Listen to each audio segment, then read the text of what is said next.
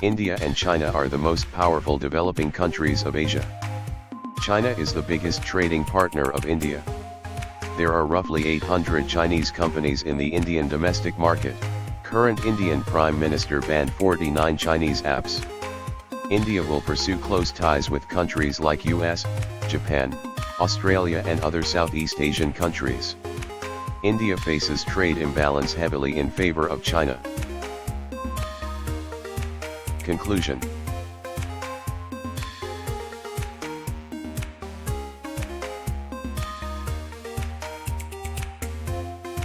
The boundary crisis remains serious and requires careful watching. The US is probably considering different scenarios. Members of Congress can encourage the administration to also consider what Delhi might ask of it in each case, whether or not the US is willing to be responsive, and, if it is, prepare for those contingencies. Second, moments like the current one can be clarifying for India, including in terms of which of its partners is reliable. If the US wants to be responsive or to show support to India, it should convey this willingness, while taking care not to escalate the situation. Such responsiveness and support will facilitate a closer Indian alignment with the US in the future. However, Washington should not try to push India into decisions or choices, or let Delhi think it is taking advantage of the boundary crisis that would be unhelpful, if not counterproductive.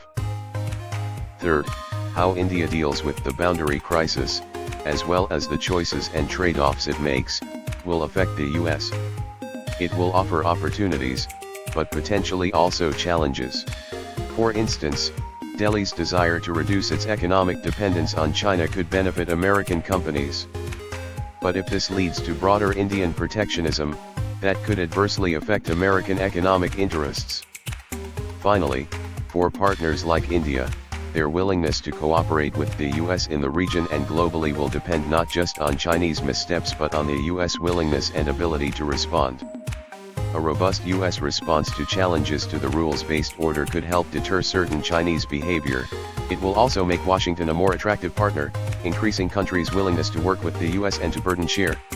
Steps that members of Congress can take or encourage the administration to take to strengthen deterrence in the Indo-Pacific, as well as ensure the maintenance of a rules-based order will be helpful in this regard.